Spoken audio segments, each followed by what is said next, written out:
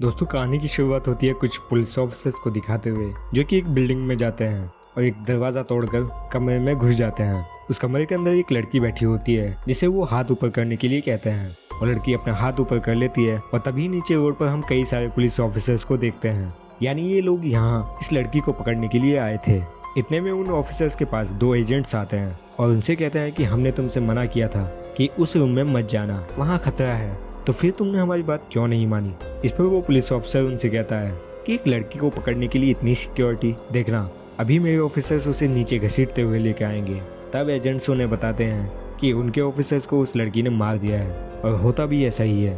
वो लड़की ऑफिसर्स को मारने के बाद अपने बॉस से कॉल पर बात करती है जो उसे चौराहे पर लगे टेलीफोन बूथ पर पहुंचने के लिए कहता है। और जैसे ही लड़की रूम से निकलकर भागती है तभी एजेंट्स उसे देखते हैं और उसका पीछा करने लगते हैं और उसका पीछा करते करते टेलीफोन बूथ तक पहुंच जाते हैं जहां वो एक ट्रक के जरिए उस टेलीफोन बूथ को ही उड़ा देते हैं जिसमें वो लड़की भी मौजूद थी। और जैसे ही वो लोग उस लड़की को पकड़ने बाहर आते हैं तो वो देखते हैं कि वो लड़की वहाँ है ही नहीं। इसके बाद हम नियो नाम की एक हैकर को देखते हैं जो अपने कंप्यूटर के पास में सो रहा था। तभी उसके कंप्यूटर पे एक मैसेज आता है जिसमें लिखा होता है कि सफ़ेद खरगोश का पीछा करो। ये मैसेज देखकर नियो भी सोच में पड़ जाता है कि आखिर उसे ये मैसेज कौन कर रहा है। तभी दरवाजे पर दस्तक होती है। नियो दरवाज़ा खोलकर देखता है तो उसे अपने कुछ दोस्त दिखाई देते हैं जो कि उससे सॉफ्टवेयर खरीदने के लिए आए थे। इसके बाद नियो उन्हें सॉफ्टवेयर देकर पैसे ले लेता है। तभी उसके दोस्त उसे पार्टी में चलने के लिए कहते हैं। पहले तो नियो मना करता है, लेकिन जब वो अपने दोस्त की गर्लफ्रेंड के कंधे पर एक खरगोश का टैटू बना हुआ देखता है तब उसे वो मैसेज याद आ जाता है जो उसे किसी अनजान व्यक्ति ने किया था। तब वो अपने दोस्तों के साथ में पार्टी में जाने के लिए राजी हो जाता है और ये लोग एक क्लब में पहुंच जाते हैं जहां नियो के पास में वही लड़की आती है जिसे हमने कहानी की शुरुआत में देखा था, जिसका नाम था ट्रिनिटी। ट्रिनिटी नियो के पास में आकर उससे बात करने लगती है। तब नियो उससे कहता है कि क्या तुम मुझे जानती हो। इस पर ट्रिनिटी उसे कहती है कि हाँ, मैं तुम्हारे बारे में सब कुछ जानती हूँ और ये भी जानती हूँ कि तुम यहाँ किसी को ढूंढ रहे हो और तुम्हें अपने सवालों के जवाब चाहिए। इस पर नियो उससे कहता है कि हाँ, मुझे मैजिक के बारे में जानना है। तब ट्रिनिटी उससे कहती है कि तुम्हें जल्द से जल्द ये पता चल जाएगा और इतना कहकर वे वहाँ से चली जाती है। अगले दिन नियो के पास में एक कॉल आता है और कॉल पर एक आदमी नियो से पूछता है कि क्या तुम मुझे जानते हो। इस पर नियो उसका नाम मॉर्फस बताता है। ये सुनकर वो आदमी उससे कहता है कि मैं काफ़ी टाइम से तुम्हें ढूंढ रहा हूँ क्योंकि तुम्हारे पास में सुपर नेचुरल पावर है, लेकिन बदकिस्मती से अब हमारे पास में बहुत कम टाइम है और तुम्हारे पास भी काफ़ी खतरा बढ़ रहा है जिसे तुम अभी देख सकते हो। मॉर्फस की बात सुनकर नियो चेक करने के लिए जैसे ही बाहर देखता है तो उसे 3 एजेंट्स दिखाई देते हैं। ये वही एजेंट्स थे जिन्होंने ट्रिनिटी पर अटैक किया था और अब वो नियो को पकड़ने के लिए आए थे, जिसके बाद उसे पकड़कर वे अपने एक सेल में ले जाते हैं जहां वो नियो को बताते हैं कि मॉर्फस नाम के जिस आदमी से तुमने कांटेक्ट किया था वो असल में इस दुनिया का सबसे बड़ा टेररिस्ट है और अब हम चाहते हैं कि तुम उससे मिलो और उसे हमारे पास में ले आओ। इसके बदले हम तुम्हें छोड़ देंगे। ये सुनकर नियो अपने लॉयर से बात करने के लिए कहता है। तब एजेंट्स उससे कहते हैं कि तुम अपने लॉयर से क्या बात करोगे जब तुम्हारी ज़बान ही नहीं बचेगी। और देखते ही देखते नियो का मुंह अचानक से गायब हो जाता है। वो एजेंट्स उसे एक मेज़ पर लिटा देते हैं और एक ट्रांसमीटर को निकालते हैं जो कि एक कीड़ा बन जाता है और फिर वे उस कीड़े को नियो के पेट में डाल देते हैं जिससे उन्हें उसकी लोकेशन पता चलती रहे। तभी घबराहट में नियो की आँख खुल जाती है और वो मॉर्फस का कॉल रिसीव करता है जो कि उसे एक पुल के नीचे मिलने के लिए बुलाता है। नियो भी उससे मिलने के लिए राजी हो जाता है और उस पुल पर पहुंच जाता है जहां कार में 2 लड़कियां उसे लेने के लिए आती हैं और उनमें से एक ट्रिनिटी होती है। वो नियो को कार में बैठाने के बाद उसे शर्ट उतारने को कहती है। पहले तो नियो मना करता है, लेकिन ट्रिनिटी के समझाने के बाद वो उसकी बात मान लेता है और शर्ट उतार देता है।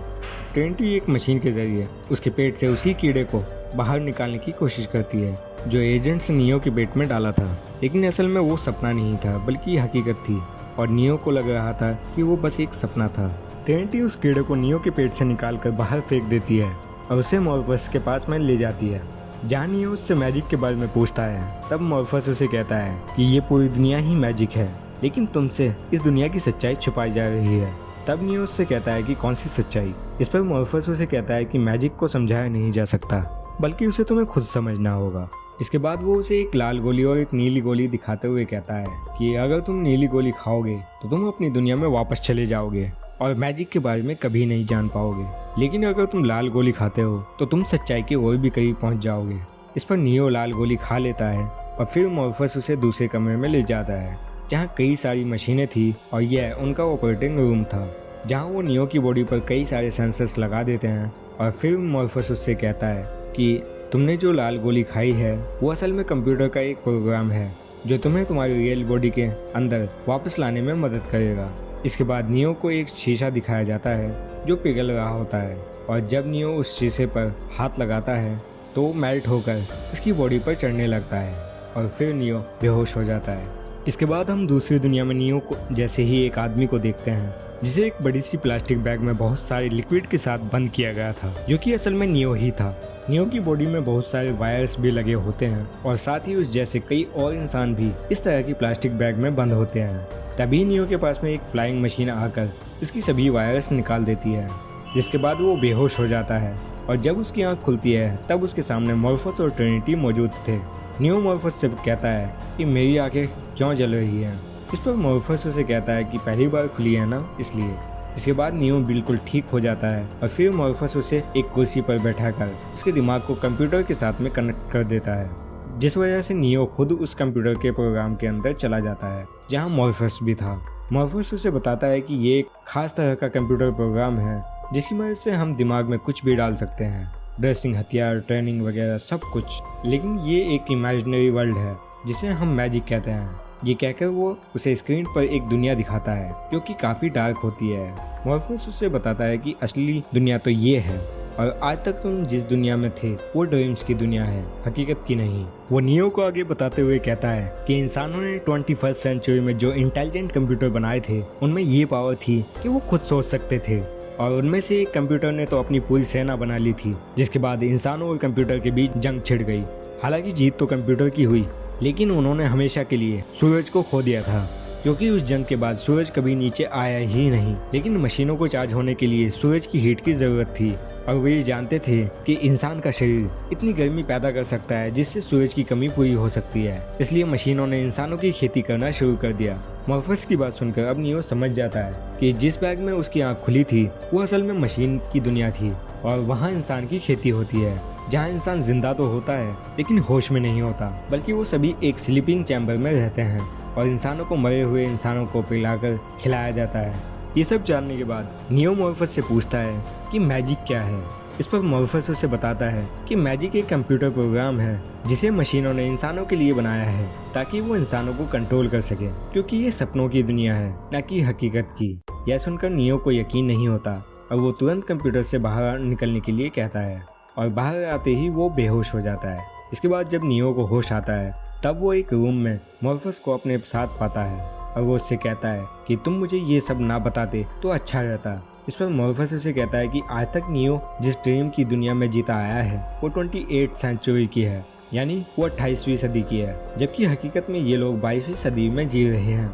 जो आगे बताते हुए कहता है कि जब मैजिक पैदा हुआ था तब उसके साथ एक ऐसा इंसान भी पैदा हुआ था जिसके पास काफी सारी पावर्स थी, और आज ये लोग जो कर रहे हैं ये सब उसी इंसान ने शुरू किया था। साथ ही उसके पास में मैजिक को कंट्रोल करने की भी ताकत थी, और वो इन लोगों को इस मैजिक से आज़ाद भी करा सकता था, पर वो मर चुका है। लेकिन प्रेडिक्शन की गई है कि वो मसीहा दोबारा जिंदा होगा और इस मैजिक को ख़त्म कर देगा, लेकिन आज उसकी तलाश ख़त्म हो गई है क्योंकि नियो ही वो मसीहा है। इसके बाद वो नियो के दिमाग को एक कंप्यूटर से कनेक्ट करता है और उसके दिमाग में फाइटिंग की सारी जानकारी डाल देता है। इसके बाद नियो मॉर्फस के साथ में एक कंप्यूटर के प्रोग्राम में जाकर फाइटिंग सीखता है, और जब मॉर्फस उसे एक बिल्डिंग से दूसरी बिल्डिंग पर जंप करने के लिए कहता है तो वो जंप नहीं लगा पाता और ज़मीन पर गिर जाता है, और जब उसे होश आता है तो वो देखता है कि उसकी नाक से खून बह रहा है। ये देखकर मॉर्फस उसे बताता है कि उस दुनिया में अगर तुम्हारी मौत हो गई तो यहाँ भी हो जाएगी, क्योंकि दिमाग के बिना इंसान की बॉडी कुछ भी नहीं है। यानी जब ये लोग किसी इमेजिनरी वर्ल्ड में जाते हैं तो इनका शरीर यहीं रह जाता है और दिमाग उस दुनिया में पहुंच जाता है। साथ ही वो लोग आगे ये भी बताते हैं कि उस दुनिया में एजेंट्स बहुत पावरफुल हैं, लेकिन उनकी पावर्स लिमिटेड है और उसे यकीन है कि नियो उन्हें टक्कर दे सकता है। इसके बाद हम देखते हैं कि ट्रिनिटी को नियो से प्यार हो गया है, और इस बात से उसकी टीम का एक मेंबर जिसका नाम साइफर है वो बहुत ही नाराज है क्योंकि वो भी ट्रिनिटी से प्यार करता है। इसलिए वो नियो से बदला लेने के लिए एजेंट्स के पास जाकर मिलता है और उनसे कहता है कि मैं वापस इमेजिनरी दुनिया में जाना चाहता हूँ। इस पर वो एजेंट उससे एक शहर का कोड मांगता है, पर साइफर उन्हें कोड नहीं बताता, बल्कि उनसे कहता है कि मैं उस आदमी को आपके पास ला सकता हूँ जिसके पास कोड है, और वो कोड सिर्फ मॉर्फस के पास था। वहीं दूसरी तरफ हम मॉर्फस के साथ नियो को देखते हैं, जो कि उसे एक आकाशवाणी के पास में लाया था। वो आकाशवाणी नियो को बताती है कि जल्द ही एक ऐसा वक्त आने वाला है जब उसे अपनी और मॉर्फस की जिंदगी में से किसी एक की जान को बचाना होगा।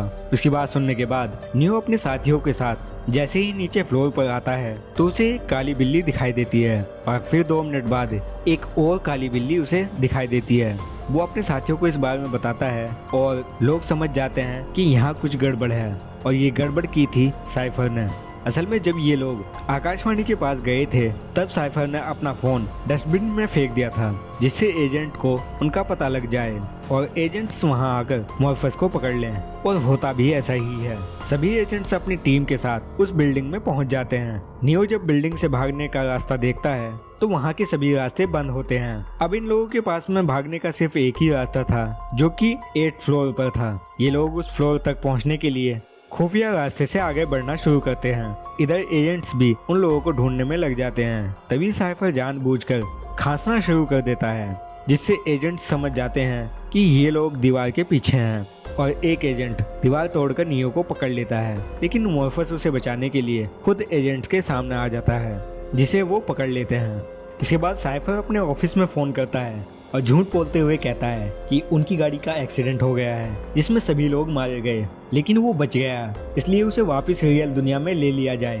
तब ऑपरेटर उसे कहता है कि वो एक टेलीफोन बूथ के पास चला जाए, जहाँ से उसे वापस ले लिया जाएगा। यानी ये लोग सिर्फ फोन के जरिए ही वापस दुनिया में आ सकते थे। यही वजह थी कि इमेजिनरी वर्ल्ड में जगह जगह इनके लिए टेलीफोन बूथ लगाए गए थे, ताकि ये लोग इमेजिनरी वर्ल्ड से रियल दुनिया में वापस आ सकें। इसके बाद साइफर का दिमाग वापस उसकी बॉडी में आ जाता है, और जब ऑपरेटर बाकी लोगों को बुलाने के लिए उनसे कांटेक्ट करता है तो पीछे से साइफर उसे मार देता है। जिसके बाद ट्रिनिटी ऑपरेटर को कॉल करती है। तब वो कॉल साइफर उठाता है और उसे सब सच्चाई बता देता है कि उसी ने ये सब प्लान किया था, और अब वो एक एक करके सभी को मार देगा, क्योंकि ट्रिनिटी ने उसकी जगह नियो को चुना है। इसके बाद साइफर एक एक करके उन सभी की बॉडी से वायर को हटाने लगता है, जिस वजह से 2 लोग मारे जाते हैं। और फिर ट्रिनिटी से कहता है, क्या तुम्हें अब भी लगता है कि नियो एक मसीहा है? इस पर वो हाँ में जवाब देती है। और फिर साइफर जैसे ही नियो की वायर निकालने के लिए आगे बढ़ता है, वैसे ही एक ऑपरेटर उसे आकर मार देता है, और फिर वो ट्रिनिटी और नियो को वापस दुनिया में ले आता है। वहीं दूसरी तरफ हम मॉर्फस को देखते हैं, जिससे एजेंट्स कोड का पता पूछते हैं, जो कि एक शहर का कोड है जहाँ इंसान रहते हैं। इसलिए वो शहर को ख़त्म करना चाहते हैं, क्योंकि वो खुद एक मशीन है। पर मॉर्फस उन्हें वो कोड नहीं बताता, जिसके बाद वो उसे एक इंजेक्शन लगाते हैं, जिसके जरिए वो खुद उन्हें वो कोड बता देगा। ये बात मॉर्फस की टीम को भी पता होती है, क्योंकि कंप्यूटर पर उसकी दिमाग की सभी एक्टिविटी को देखा जा रहा था। इसलिए ऑपरेटर मॉर्फस की वायर को निकालने के लिए कहता है, जिससे वो मर जाएगा और वो कोड उनको पता नहीं चलेगा। इस पर नियो मना करते हुए ट्रिनिटी के साथ मॉर्फस को बचाने के लिए जाता है, जहां पहुंचकर वो एजेंट्स पर हमला कर देता है और मॉर्फस को बचा लेता है। इसके बाद मॉर्फस अपने ऑपरेटर से उन्हें वापस लेने के लिए कहता है। तब ऑपरेटर उन्हें एक रेलवे बूथ के पास में जाने के लिए कहता है, और ये लोग वहां पहुंच जाते हैं। सबसे पहले मॉर्फस अपनी दुनिया में वापस आ जाता है। फिर जब ट्रिनिटी जाने वाली होती है, तभी एक एजेंट रिसीवर पर गोली चला देता है, लेकिन तब तक ट्रिनिटी जा चुकी थी।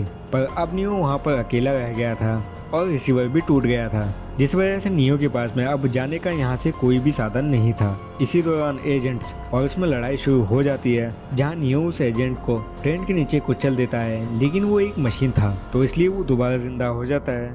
लेकिन तब तक नियो वहाँ से भाग जाता है। इसके बाद हम देखते हैं कि मशीन को उस स्पेसशिप के बारे में पता लग गया है जहाँ नियो की बॉडी है, और वो मशीन अब नियो पर हमला करने के लिए उसकी तरफ बढ़ रही है।